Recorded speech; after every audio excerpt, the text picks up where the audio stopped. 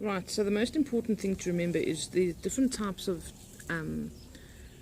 lint and kind of things that you can tie these up with. You can either use little bits, like I've done with the one smudge stick, where I've tied little bits together to incorporate different colors in the smudge stick. It's important to not use too much because you don't want to just have the overpowering smell of paper burning, especially if you're using raffia, which is a paper-based ribbon almost. Burns quite nicely, and to remember that it has to be something that can burn without giving off anything toxic. So this is also a different type of a paper-based ribbon that I can use, and different people use different colors because colors also have a bearing on spiritual representation or magical properties, etc. So that's entirely up to you. Okay, quite simply, all you have to do is bunch these together and wrap them rather tightly. Not too tightly either, because remember, you need them to dry.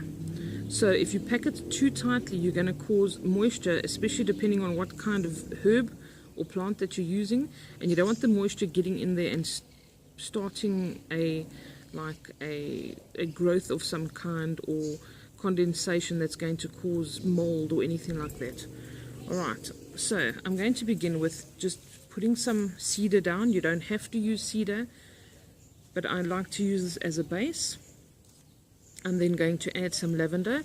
If you have lavender or any other plant that has a little bit of the actual bushiness at the bottom, you can simply just fold it in half, because then you get the best of both worlds. You're getting this, which also has the oils in, and the flowers are quite high in oils and also very, very fragrant. Remember that you're going to be having a lot of herbs together once you've bunched them, so use a little bit of everything, and don't worry if they overlap at the top or at the bottom. I'll show you why in a second. We're going to add some rosemary. I've now got cedar, lavender, rosemary. I'll put these in just because they've got beautiful flowers. We'll put in 1 or 2 of the bougainvilleas.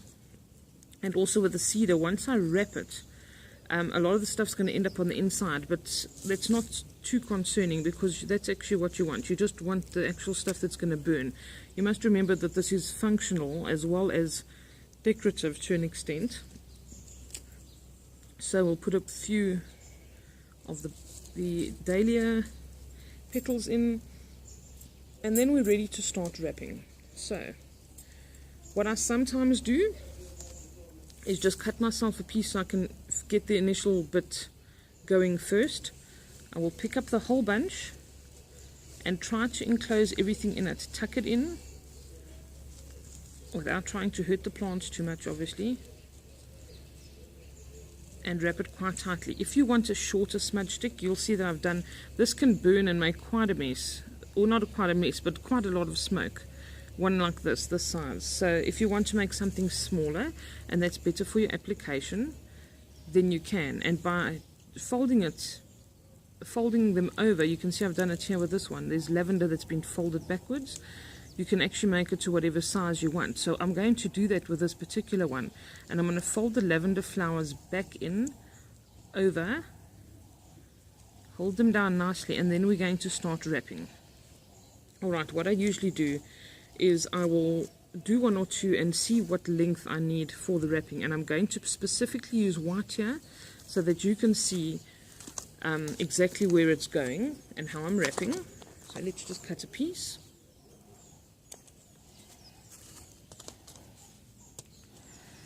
And I'll grab it more or less in the middle and do my first wrap near the top here. Okay, try and get it quite close to the end, but not too close, because you don't want it slipping off. So make sure it catches on. And then we're going to wrap so that they cross over. So wrap under and grab the other one and wrap under. You've got to have your wits about you to some extent. And the minute you've got a good grip like that, you can start winding with one of them and just wind all the way down, catching as many of the leaves and flowers as you can. The birds in our neighborhood are going crazy. It's lovely. Okay, and then you do the same with this one, wrapping quite tightly like this, so that you almost get a zigzag effect. Do you see that? That's just, I mean, aesthetics. That's just to make it look nice. It's not necessary, but usually it looks quite nice. Okay, you can wrap up again if you want to. I'm going to do one more. And also, obviously, if you use a green or a lilac or something, you won't see it as obviously as you do now with me using the white, but I'm doing it so you can see what I'm actually doing here.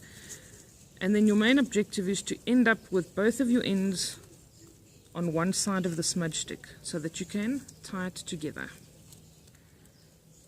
I just do one knot and then another knot,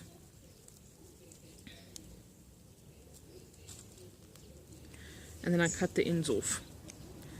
Also, you like them to look neat. If somebody else is going to use them especially, I'm not too fussy. But what I would do then is I'd keep usually the pretty bits that have got flowers at the top. I'm not too worried about that, but what you can do is cut them off. And where it's very stalky at the end, I just make sure of where the end of my string is, or my raffia, and I will cut this off. I also make a point of cutting it into a bowl, because I can use these bits later again to burn, and I use them for other purposes. Alright, you can also neaten up if you don't like these little bits. Cut them off. So that you have a very uniform and neat little smudge stick. Okay, and there you have it. It's got beautiful petals in it. You can also put more petals on the outside, especially if you have someone to help you to wrap. They can hold. You can wrap. I've done that before, wrapping in teams. It's a lot of fun. And there you have it.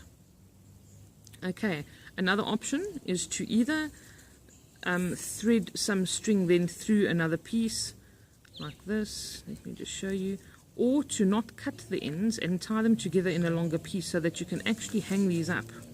So you could hang them up somewhere to dry, or alternatively, like you saw if you did see my Instagram post, I just lay them on top of each other like this. I would put two down and pack them across each other so that they have a nice circulation of air around them and they can dry properly.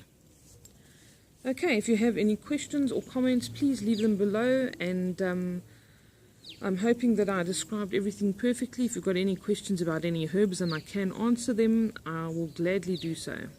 Thank you and have a wonderful Sunday. Take care. Bye-bye.